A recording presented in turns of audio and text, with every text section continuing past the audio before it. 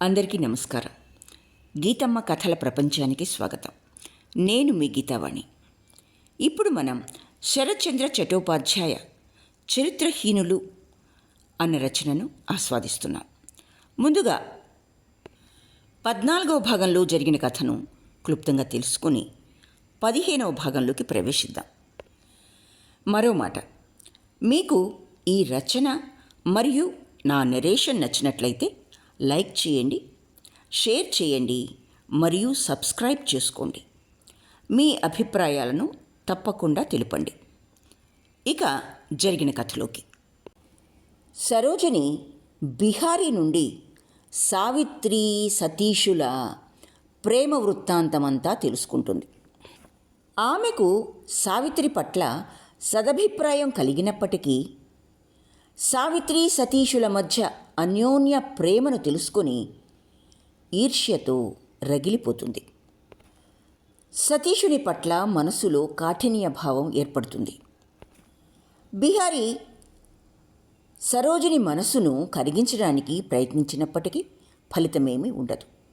ఇక 15వ భాగంలో కథ ఇలా ముందుకు సాగుతుంది. 5-6 నెలలు నైనిటాల్లో ఉండి ఉపేంద్రుడు భార్య అంతిమ కోరిక ప్రకారం బక్సర్ తీసుకొచ్చాడు. ఆ రోజున సురబాల కొంచెం సేపటి వరకు దీపపు కాంతికేసి ధ్యానంతో చూచి మెల్లగా భర్త చేతి మీద తన కుడి చెయ్యి వేసి, నీ మాట యందు నాకెప్పుడూ సందేహం లేదు. ఇవాళ నాకు ఒక్క సంగతి చెప్తావు, నిజం చెప్తావు అన్నది. ఉపేంద్రుడు మరణశయ్యనున్న భార్య ముఖం దగ్గరికి వంగి, ఏం సంగతి పశు అన్నాడు. సురబాల క్షణంసేపు మెదలకుండా ఉండి, నేను నిన్ను తిరిగి కలుసుకుంటానా అన్నది. ఉపేంద్రుడు భార్య ముఖం మీద ముంగురులను సర్దుతూ శాంతంగా దృఢంగా, ఎందుకు కలుసుకోవు అన్నాడు. ఎప్పుడు కలుసుకుంటాను? నేను కొద్ది రోజుల్లోనే మిమ్మల్ని విడిచిపోతున్నాను. కానీ ఇన్ని రోజులు నీకోసం ఎదురుచూస్తూ ఎక్కడ కూర్చోను? స్వర్గంలో ఉంటాం, అక్కడ నన్ను ఎప్పుడు చూస్తూనే ఉంటాం. కానీ ఒంటరిగా నేను ఎట్లా ఉండగలను? డాక్టర్లంతా ఇంకా లాభం లేదని చెప్పారు కదా. నన్ను బతికించే మందేమీ లేదు. నేను పోయిన తర్వాత మీరెన్ని ఇబ్బందులు పడతారు. ఉపేంద్రుని కన్నీటి బిందు ఒకటి సురబాల ముఖం మీద పడింది. అది ఆమె హృదయాన్నంతా మధించి, భర్త హృదయంలో ఇంత ప్రేమనిచ్చావు గాని భగవంతుడా, కాస్త ఓర్పునివ్వలేకపోయావే అని గొణుక్కున్నది. సురబాల తన దుర్బలమైన చేతితో పతి కన్నీరు తుడిచి, నీ కన్నీరు నేను చూడలేను, నా మాట ఒకటి నెరవేర్చుతావు అన్నది. ఉపేంద్రుడు తలకాయ తిప్పి, నెరవేర్చుతాను అన్నాడు. అయితే మా చెల్లు చేసిని మన దివాకరుడికిచ్చి పెళ్లి చెయ్యి. నేను అతన్ని చూసి చాలా రోజులైంది. 2-3 రోజులకి అతని చదువు ఏం పాడవుతుంది. కలకత్తా నుంచి ఒకసారి వచ్చిపోమని తంతి ఇవ్వు అన్నది. ఉపేంద్రుని హృదయంలో మళ్ళీ ఒకసారి శూలం గుచ్చుకుంది. దివాకర్ని సురబాల ఎంతగా ప్రేమిస్తూ ఉండేదో అతనికి తెలుసు. కానీ ఆమె చివరి కోరిక తీర్చే ఉపాయమేమీ కనపట్టలేదు. అతను ఇంతవరకు దివాకరుని కలుషిత కృత్యాలను భార్య వద్ద దాస్తూ వచ్చాడు. ఇవాళ కూడా వాటిని బయటపెట్టలేదు. తంతి విషయం తూసిపుచ్చి, శశిని అతనికి ఇవ్వటం మొదట్లో నీకు ఇష్టం లేదు. నా బలవంతాన్ని ఒప్పుకున్నావు. ఇప్పుడు నా ఉద్దేశం కూడా మారిపోయింది. శశికి చాలా మంచి సంబంధం మరొకటి కుదుర్చుతాను. ఈ సంబంధం వద్దు పశు అన్నాడు. అలా వీల్లేదు, శశిని దివాకర్నికిచ్చే వివాహం చెయ్యాలి అన్నది సురబాల. ఉపేంద్రుడు ఆశ్చర్యంతో, ఇవాళ ఇంత పట్టుపడుతున్నావెందుకు అన్నాడు. నువ్వు ఆమెను ఒక కంటితో కనిపెట్టుకుని ఉంటే మాకు ఎప్పుడూ పరాయి వాడివి కాలేవు. అదిగాక శశి ఉంటే నీ సేవా శుశ్రూషలు కూడా చేస్తూ ఉంటుంది అన్నది సురబాల. ఉపేంద్రుడు పరధ్యానంతో సరే, వీలుగా ఉంటే అలాగే చేస్తాను అన్నాడు. తరువాత 3 రోజులకు కబురు తెలుసుకొని ఉపేంద్రుడు వద్దన్న మహేశ్వరి అక్కడికొచ్చింది. సురబాల ఆమె ఒళ్ళో తలపెట్టి, నేను పోయిన తర్వాత కనిపెట్టుకునుండు. వారు మళ్ళీ పెళ్లి చేసుకోరని నాకు తెలుసు, కానీ చాలా ఇబ్బంది పడతారు అంటూ ఉండగానే ఆమె కళ్ళల్లో నీరు తిరిగినాయి. మహేశ్వరి కూడా ఆమె వృక్షం మీద తలపెట్టి ఏడవసాగింది. కానీ నోటి వెంట ఒక్క మాట కూడా రాలేదు. ఈ విధంగా 4-5 రోజులు గడిచిపోయినాయి. తరువాత ఒకరోజు పొద్దున భర్త ఒళ్ళో తలపెట్టుకొని ఆ వీధి వారందరినీ దుఃఖసాగరంలో ముంచి స్వర్గధామానికి పోయింది సురబాల. ఉపేంద్రుడు మనసు కుదుటపరుచుకొని భార్య శ్రాద్ధ కర్మలన్నీ పూర్తి చేసి మహేశ్వరిని వెంట పెట్టుకుని వెళ్ళిపోయాడు. ఉపేంద్రుడి కోసం తండ్రి శివప్రసాద్ బాబు చాలా ఆతృతపడ్డాడు. కానీ కొడుకు తిరిగి వచ్చిన తర్వాత అతను కూడా నిశ్చింతగా ఊరుకున్నాడు. అతను మనసులో భయపడవలసింది ఏమీ లేదు అనుకుని వీలైనంత త్వరలో ఒక అందమైన కోడల్ని తీసుకురావాలన్న ఆశ కూడా పెట్టుకున్నాడు హృదయంలో. మర్నాడు పొద్దున ఉపేంద్రుడు నెత్తికి తలగుడ్డ చుట్టుకొని యథాప్రకారంగా కోర్టుకు వెళ్ళడం చూసి శివప్రసాద్ చాలా సంతోషించాడు. ఆ ఆనందం పట్టలేక కొడుకుని దగ్గరికి పిలిచి లోకంలోని అనిత్యాన్ని గురించి అనేక సంగతులు చెప్పి చివరికి, నీకు తిరిగిందే ఉంది బాబు, లోకంలో ఏమి శాశ్వతం, ఇవాళ ఉన్నది రేపుండదు, ఎవ్వరికీ ఏమీ ఉండదు, అంతా మిథ్య, అంతా మాయ. ఈ విషయాన్ని ఇప్పుడు జ్ఞాపకం పెట్టుకుని ఆయన పరలోకాన్ని పాడు చేసుకోకు. ఎవరికెవరు ఏమవుతారు? చలాచలమిదం సర్వం కీర్తిర్యస్య సజీవతి అని రాసి ఉంది శాస్త్రాలలో. మానాభిమానాలన్నీ కేవలం ధనం వల్లే కలుగుతాయి. డబ్బు మీదే అంతా ఆధారపడి ఉంది. చూడు, సతీషుని తండ్రి ఎలా ధనం సంపాదించిపోయాడు అని ఉపేంద్రుని తండ్రి గంభీరంగా తల తిప్పసాగాడు. ఉపేంద్రుడు తల వంచుకొని అంతా విని కోర్టుకు వెళ్ళిపోయాడు. కోర్టులో సతీషుని అన్న కనబడి ఈ దుర్ఘటన గురించి చాలా విచారపడి ఆఖరికి సతీషుని సంగతి తీసుకొచ్చాడు. తండ్రి చనిపోయిన తర్వాత సతీషుడు ఇంటి వద్దే ఉంటున్నాడనుకున్నాడు ఉపేంద్రుడు. కానీ అతను ఇంటి వద్ద లేడని ఇప్పుడు తెలిసింది. టూనాబాబు నవ్వి ఈ కొద్ది రోజుల్లోనే 30-40 వేల రూపాయలు ఖర్చు పెట్టి 2 పెద్ద పెద్ద డిస్పెన్సరీలు పెట్టాడు. నెలకి 100 రూపాయల జీతం ఇచ్చి ఒక డాక్టర్ని తీసుకొచ్చాడు. అదీగాక ఇంటినే ఆసుపత్రిగా తయారు చేశాడు అన్నాడు. ఉపేంద్రుడు సహజంగానే అలా చేయాలని అతను చాలా రోజుల నుంచి అనుకుంటూ ఉన్నాడు. కానీ చేతిలో డబ్బు లేకపోవడం వల్ల ఇన్ని రోజుల నుంచి ఏమీ చేయలేకపోయాడు అన్నాడు. టూనాబాబు వ్యంగ్యంగా చిరునవ్వు నవ్వి, అది నాకు తెలుసు ఉపేంద్ర, నీకు కేవలం డిస్పెన్సరీ తెరిచిన సంగతే తెలుసా, యోగ సాధనాలను గురించి కూడానా అన్నాడు. ఉపేంద్రుడు ఆశ్చర్యపడి, యోగ సాధనాలేమిటి అన్నాడు. సతీషుడు ఇప్పుడు ఒక పెద్ద యోగ సాధకుడైపోయాడు. కాషాయ వస్త్రాలు, పెద్ద గడ్డం, పెంచిన జుట్టు, మెళ్ళో రుద్రాక్షమాల, మొహాన విభూతి ఉన్నాయి. కళ్ళు ఎప్పుడు గిర్రం తిరుగుతూ ఉంటాయి. అతని అంతు తెలుసుకోమని రాసి బిహారికి పంపాను. కానీ అతను భయంతో 2 రోజుల వరకు అతని దగ్గరికి వెళ్ళడానికి కూడా సాహసించలేకపోయా.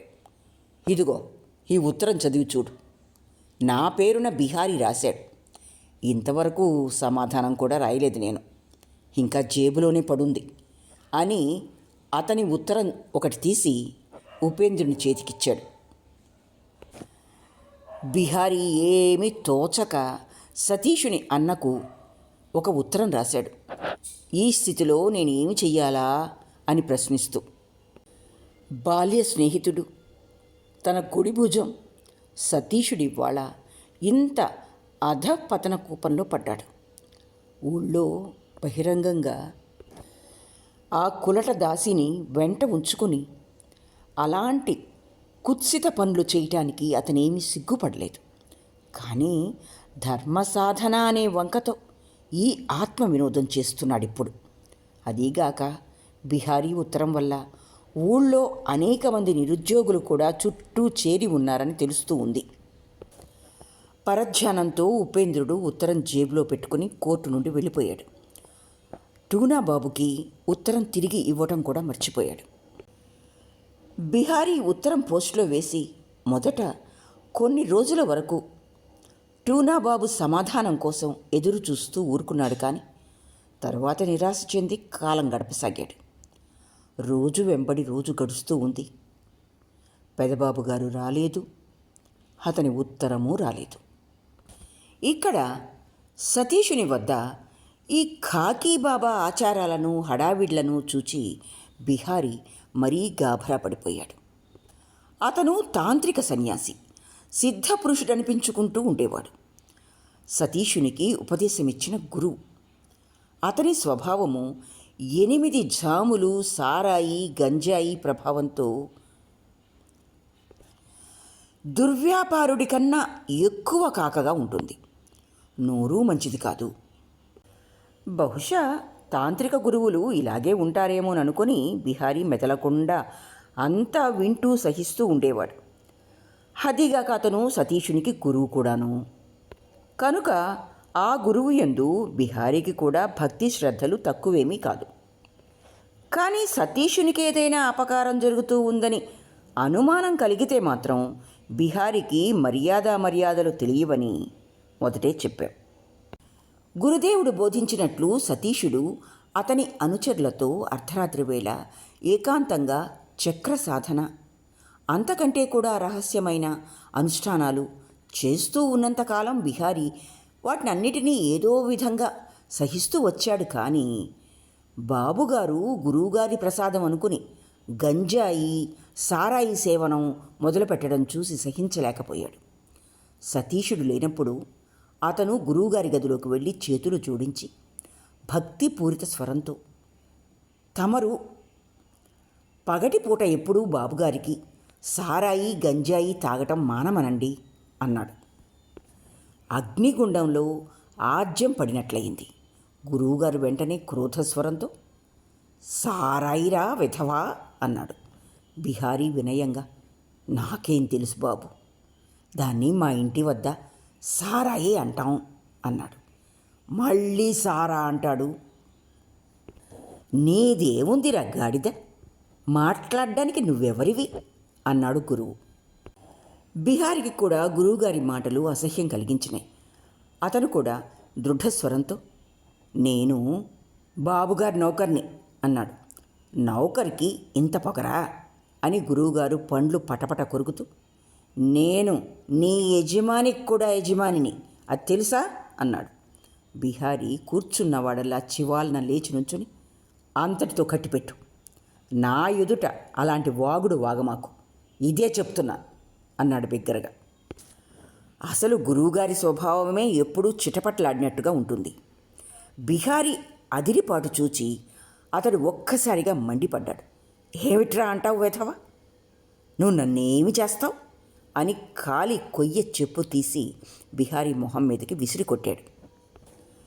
బిహారీ ముక్కు వెంట రక్తం ఒక్కసారి పొంగులెత్తింది. చివ్వున మూలనున్న త్రిశూలం చేతపట్టుకుని గురువుగారి మీదకు పోయాడు. గురువుగారు భయంతో ఒక్క వెర్రికేక పెట్టాడు. అతను త్రిశూలం అక్కడేసి ముక్కులోంచి వచ్చే రక్తం తుడుచుకుంటూ బయటికి వెళ్ళి సంగతంతా సతీషునికి చెప్పాడు. నిజమా సతీషుడు అడిగాడు. అవును అన్నాడు బిహారీ. కానీ తన దెబ్బను తలచుకోనే లేదు. సతీషుడు క్షణంసేపు మెదలకుండా ఉండి, నిన్నిక ఈ ఇంట్లో ఉంచను, నిన్ను నౌకరీలో ఉంచను, 200 రూపాయలు తీసుకుని తిన్నగా ఇంటికి నడు, నీ జీతం ప్రతి నెల మీ ఇంటికి పంపుతూ ఉంటాను అన్నాడు. బిహారీ తల వంచుకొని తమ ఇష్టం అన్నాడు. అతడు విచారపడనూ లేదు, క్షమాపణ కోరుకునూ లేదు. ఆ 200 రూపాయలు పంచె చెంగున మూట కట్టుకొని బాబుగారికి నమస్కరించి పొద్దుగూకకు ముందే ఊరు వెళ్ళిపోయాడు. బిహారీ కంటికి కనిపించేంత వరకు సతీషుడు పై అంతస్తులోంచి చూస్తూ నుంచున్నాడు. అతను విధుపాల్ దుకాణం చాటుకు పోయిన తర్వాత సతీషుడు దీర్ఘ నిట్టూర్పు విడిచి వెళ్ళిపోయాడు. ఇంతకాలానికి బిహారీ కూడా వెళ్ళిపోయాడు అనుకున్నాడు. ఈసారి ఆశ్వయుజ మాసపు మొదటి వారంలోనే దేవీ పూజ ఇంకా చాలా కాలమున్నా సతీషుని బంధుకోటి ఈసారి పూజలో ఏమి చెయ్యాలా అని ఆలోచిస్తూ ఉంది. మహాష్టమికి ఇప్పటినుంచి సిద్ధంగా ఉండాలి. కానీ భాద్రపద మాసం మధ్యలో మలేరియా మహా తీవ్రంగా ఉంది. కొంతకాలం నుంచి సతీషుని ఒంట్లో బాగుండటం లేదు. ఏకాదశి మూలాన అలా ఉందిలే అనుకొని జ్వరాన్ని తోసిపుచ్చుకొని తిరగాలనుకున్నాడు. కానీ అది ఒక పెట్టున వదిలిపెట్టే జ్వరం కాదు. చివరికి అతను తన శరీరంలో స్వస్థతగా లేదని ఒప్పుకోవలసి వచ్చింది. తరువాత 3 రోజులకు చతుర్దశి రాత్రి పూజా ప్రయత్నాలు మహా ఆడంబరంగా జరుగుతూ ఉన్నాయి. కానీ సతీషుడు ఈసారి తాను పాల్గొనదలుచుకోలేదు. మధ్యాహ్నం గురువుగారు సతీషుని శిరస్సున మంత్రజలం చల్లటానికి కమండలం చూపించి చిరునవ్వుతో, దాని మీద నీ అధికారమేమీ లేదు నాయన. అదీగాక నువ్వు మూలాధారుడవు, సర్వస్వము నీవే. నువ్వే లేకపోతే అంతా వ్యర్థం అన్నాడు. సతీషుడు గురువుగారి మాటను దాటిపోలేదు. అందుచేత ఇష్టం లేకపోయినా అంగీకరించక తప్పలేదు. బిహారీ వెళ్ళిపోయిన తర్వాత అతను తన వర్తమాన స్థితిని గురించి ఆలోచించవలసి వచ్చింది. అప్పటి నుంచి ఇవేవీ అతనికి ఇష్టం ఉండటం లేదు. బిహారీ వెళ్ళిపోయాడు. అతను మళ్ళీ తిరిగి వస్తాడని సతీషుడికి నమ్మకం లేకుండా ఉంది. అతన్ని వీలైనంత త్వరలో తీసుకురావాలని మనస్సు వ్యాకులపడసాగింది.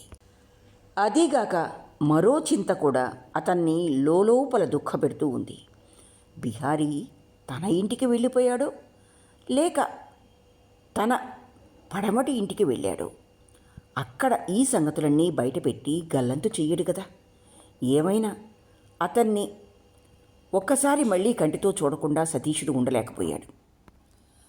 సాయంత్రం పై అంతస్తు గదిలో సతీషుడు అందరితో పాటు తాను కూడా 2 కప్పులు సారాయి పుచ్చుకున్నాడు. దాంతో అతని తెలివి కాస్త కొంతవరకు దూరమైపోయింది. కానీ హృదయంలోని పీడ, దుఃఖము అతన్ని లోలోన వ్యధపెడుతూ ఉన్నాయి. సరిగ్గా ఆ సమయంలోనే పక్క నుండి బిహారీ మాట విని సతీషుడు పులకితుడైపోయాడు. ఆశ్చర్యంతో, ఎవరు? బిహారీ అని అరిచాడు బిగ్గరగా. బిహారీ వాకిటి దగ్గరకు వచ్చి నుంచుని, ఏమిటి బాబు అన్నాడు. గురువుగారి ముఖం తెల్లబోయింది. ఈ గాడిద మళ్ళీ వచ్చాడు. ఈ గదిలోకి ఎందుకు అడుగుపెట్టావరా వెధవా అన్నాడు. ఈ గదిలోనే అతని నిషేధ ప్రయత్న చక్రాలన్నీ జరుగుతూ ఉంటాయి. సతీషుడు వీటి యందు ఏమీ ధ్యానముంచక, నువ్వు ఇంటికి పోలేదా బిహారీ అన్నాడు. లేదు, కాశీ వెళ్ళాను అన్నాడు బిహారీ. కాశీయా? కాశీ ఎందుకు వెళ్ళావు? అమ్మగారిని తీసుకురావడానికి వెళ్ళాను. సతీషుడు త్రుళ్ళిపడ్డాడు. బిహారీ అమ్మగారని ఎవరిననేది సతీషునికి తెలుసు. ఆమె కాశీలో ఉంటుందా ఏమిటి అన్నాడు. అవును. నీకు ఆమె జాడ తెలుసా ఏమిటి? తెలియదు. కానీ అమ్మగారు అక్కడుంటే ఒక్కనాడైనా విశ్వనాథ మందిరంలో కనబడుతుందని నాకు తెలుసు అన్నాడు బిహారీ. కనబడిందా? అవును. సతీషుని హృదయంలో ఒక తుఫాను చెలరేగింది. అతను కొంచెంసేపు మౌనంగా ఉండి తమాయించుకొని, నాతో చెప్పా పెట్టకుండా నువ్వు అక్కడికి ఎందుకు వెళ్ళావు? మంచి పని కాదు. అలాంటి ఆడవాళ్ళకి మాన మర్యాదలు కానీ సిగ్గు అభిమానాలు కానీ ఉండవు. నువ్వు కనబడేటప్పటికీ ఆమె నీ వెంటబడి వస్తే ఇవాళ నన్ను ఎంత చిక్కులో పడేసేవాడువో నువ్వు. చెప్పు అన్నాడు. బిహారీ మెదలకుండా నుంచున్నాడు. ఇంటిలో అడుగు కూడా పెట్టనిచ్చేవాణ్ణి కాదు. వాకిట్లోంచే నౌకరుతో గెంటించేవాడిని. ఆమెను తీసుకొస్తే ఈ రాత్రికి ఎంత ఇబ్బంది పడేవాడినో ఆలోచించుకో. లోకులు నిన్ను ఈ విషయం తెలిసే వెర్రిగొల్ల అంటూ ఉంటారు. కాళీచరణ్, ఒక గ్లాస్ ఇవ్వు బాబు అన్నాడు. అనుజ్ఞ కాగానే కాళీచరణుడు యోగ సాధకుని చేతికి ఒక గ్లాస్ ఇచ్చాడు. బిహారీ మృదుస్వరంతో, అమ్మగారు మిమ్మల్ని పిలుస్తూ ఉంది అన్నాడు. సతీషుడు సారాయి గ్లాసు నోటి దగ్గర పెట్టుకోబోతూ తుళ్ళిపడ్డాడు. ఎవరు పిలిచేది అన్నాడు. అమ్మగారు అన్నాడు బిహారీ. సతీషుడు గాభరాపడి గ్లాసు కింద పారేసి, నీ వెంట వచ్చిందా ఏమిటి? అయితే ముందుగా చెప్పలేదే అన్నాడు. బిహారీ దానికి ఏమీ సమాధానం ఇవ్వకుండానే, ఆమె మిమ్మల్ని వెంటనే రమ్మంటూ ఉంది అన్నాడు మళ్ళీ. బాబుగారికి జ్వరం వచ్చింది, చూడటానికి స్నేహితులు వచ్చారు, అరగంట ఆగి వస్తానని చెప్పు అన్నాడు. బిహారీ కంటితో వాకిటికి సైగ చేసి, ఆమె అక్కడే నుంచునుంది, రండి అన్నాడు. సతీషుడు చకితుడై, గదిలోనా అన్నాడు. బిహారీ తలకాయ తిప్పి, అవును, ఈ గదిలోనే సమాధానమిచ్చాడు. సతీషుడు చప్పున 2 లవంగాలు నోట్లో వేసుకొని మెల్లగా బయటకు వచ్చి చూశాడు. తలుపు చాటు నుండి సావిత్రి పైట చెంగు కనబడుతూ ఉంది. ఆమె ఇప్పుడు తన చెవులారా అంతా విన్నది. దానిలో అనుమానం ఏమీ లేదు. బిహార్ని లాగి 2 చెంపదెబ్బలు కొడదామనుకుంటూ ఉండేటప్పటికీ సావిత్రి తొంగి చూసి, లోపలికి రా అన్నది. ఈ కంఠస్వరంతో సతీషుని హృదయ తంతువులన్నీ ఒక్కసారి తెగిపోసాగినాయి. గదిలోకి అడుగుపెట్టగానే, జ్వరం వచ్చిందా అన్నది. సతీషుడు తలకాయ ఊగించి, అవును, జ్వరం వచ్చింది అన్నాడు. ఏది చూస్తాను అని సావిత్రి దగ్గరకొచ్చి చెయ్యి సతీషుని మొహం మీద పెట్టింది. అతని ఒంటికి చెయ్యి తగలగానే జ్వర తీవ్రత ఉన్నదని తుళ్ళిపడింది. నిజంగా జ్వరమే, తాపంతో ఒళ్ళు మండిపోతూ ఉంది. పద, గదిలో పక్క వేస్తాను, పడుకో అని సావిత్రి 3వ అంతస్తు మెట్లకేసి వెళ్ళింది. ఆమె ఇంటికి రాగానే బాబుగారి పడక గది బిహార్ని అడిగి తెలుసుకుంది. మంచం మీద పక్క వేసే ఉంది. సావిత్రి దాన్ని పమిట చెంగుతో దులపగానే సతీషుడు బుద్ధిమంతుల్లాగా కళ్ళు మూసుకుని పడుకున్నాడు. ఆమె తలవైపు కిటికీ తలుపులు వేసి, సాధుబాబా ఏ గదిలో ఉంటున్నాడు అని అడిగింది బిహారీని. బిహారీ పక్క గది చూపించాడు. అతని సామానంతా కిందకు దింపు, కింద చాలా గదులు ఖాళీగా ఉన్నాయిగా, దానిలో ఏదో ఒక దానిలో విశ్రాంతిగా ఉంటాడు అన్నది సావిత్రి. బిహారీ వెళ్ళబోతూ ఉండేటప్పటికీ సావిత్రి పిలిచి, బాబుగారిని ఎవరైనా చూడటానికి వస్తే వీల్లేదని చెప్పు బిహారీ. బాబుగారికి జ్వరం తీవ్రంగా ఉంది, కిందకు దిగి రాలేరు అన్నది. సతీషుడు ముఖం నిండా ముసుగు పెట్టుకొని పడుకున్నాడు. బిహారీ సగర్వంగా ఆజ్ఞ తీసుకుని వెళ్ళిపోయాడు. బిహారీ వెళ్ళిపోయిన తర్వాత సావిత్రి, ఇక లేవబోకు, నేను వంట ఏర్పాట్లు చేసొస్తాను అని తలుపు వేసి మెల్లగా వెళ్ళిపోయింది. బహుశా గురువుగారు కిందకు దిగడానికి ఇష్టపడడని ఆమె సందేహం. అందుచేత ఆమె తలుపు చాటుకు వచ్చి నుంచున్నది. ఆ సమయంలోనే బిహారీ మరో వాకిటి గుండా బయటకొచ్చి, మిమ్మల్ని ఇంటికి వెళ్ళిపోమంటుంది అమ్మగారు, బాబుగారికి జ్వరం తీవ్రంగా ఉంది, ఇవాళ కిందకు రాలేరు అన్నాడు బిగ్గరగా. తరువాత గురువుగారి కేసు చూసి, మీ సామానంతా కింద నివారణ గది ముందు పెట్టొచ్చాను, మీకేవైనా కావలిస్తే అతన్నే అడగండి, అతనే అంతా చెప్తాడు అన్నాడు. ఈ మాటలు విని కూడా గురువుగారు ఆతృత కనపరచలేదు. శాంతంగా, ఆమె ఎవరు బిహారీ అన్నాడు. బిహారీ మండిపడి, ఎవరైతేనే మీకు అనవసరం, గుచ్చి గుచ్చి అడగటానికి మీకేం పని, నేను చెబుతున్నది విని మెదలకుండా కిందకి దయచేయండి అన్నాడు. బిహారీ మాటలు విని అంతా ఒకరి ముఖాలు ఒకరు చూసుకొని అక్కడి నుంచి వెళ్ళిపోయారు. ఎవ్వరికీ ఏమీ అర్థం కాలేదు. బిహారీ వంటింట్లోకి వెళ్ళి చూశాడు. సావిత్రి వంట పంతులతో పాలు కాయిస్తూ ఉంది. చాలా పొద్దుపోయిందమ్మా, నువ్వు ఇంతవరకు స్నాన సంధ్యలేమీ చేయలేదు. పగలంతా బండిలో ఉన్నావు. ఒక్క గుక్క మంచినీళ్ళు కూడా తాగలేదు. పద, స్నానం చేసొద్దు గాని, ఇంతలో బాబుగారి పాలు కాగుతాయి అని బిహారీ ఒక విధంగా బలవంతంగానే సావిత్రిని అక్కడి నుంచి తీసుకెళ్ళాడు. తర్వాత బిహారీ సతీషునికి సిగరెట్టు తీసుకుని మెదలకుండా నుంచునున్నాడు. కళ్ళు నులుపుకొని, ఎవరు? బిహారీ అన్నాడు. సిగరెట్టు తీసుకొచ్చాను బాబు, ఇటుతే. ఆమె ఎక్కడుందిరా? పొద్దుట్నుంచి ఆమె గుక్కెడు నీళ్లు కూడా మింగలేదు. ఇప్పుడే స్నానానికి పంపి వచ్చాను అన్నాడు బిహారీ. మంచి పని చేశావు. నేను నిన్ను వెతుకుదామనుకున్నాను బిహారీ. గొళ్ళెం పెట్టి కొంచెం నా దగ్గరకు వచ్చి కూర్చో అన్నాడు సతీషుడు తలకాయ తిప్పి.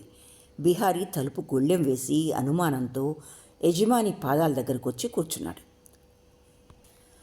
గ్రహదోషం మీద నీకు నమ్మకం ఉందా బిహారీ అన్నాడు సతీషుడు. బిహారీ ఆతృతతో, గ్రహదోషం మీద నమ్మకం లేకేం బాబు? పంచాంగంలో రాసి ఉంది, అబద్ధం అవుతుందా అన్నాడు. సతీషుడు కొంచెంసేపు మెదలకుండా ఉండి, ఈసారి నా గ్రహం ఒకటి బాగుండలేదు బిహారీ అన్నాడు. బిహారీ కంపించి, అలా అనకండి బాబుగారు అన్నాడు. సతీషుడు 2-3 సార్లు తలకాయ తిప్పి, ఇది నా